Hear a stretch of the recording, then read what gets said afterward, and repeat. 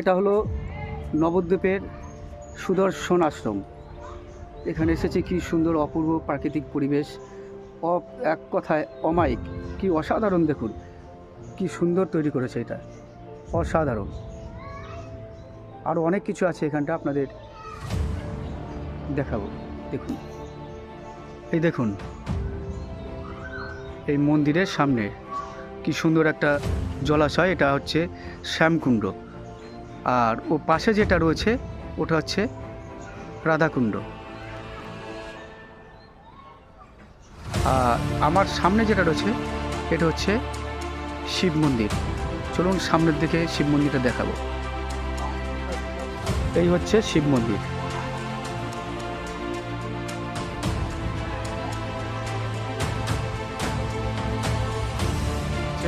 পঞ্চমুখী হনুমান বজরংবলী। দেখুন কত সুন্দর একটা মনোরম পরিবেশ এবং দর্শনীয় স্থান। দারুণ দারুণ, এক কথায় অসাধারণ।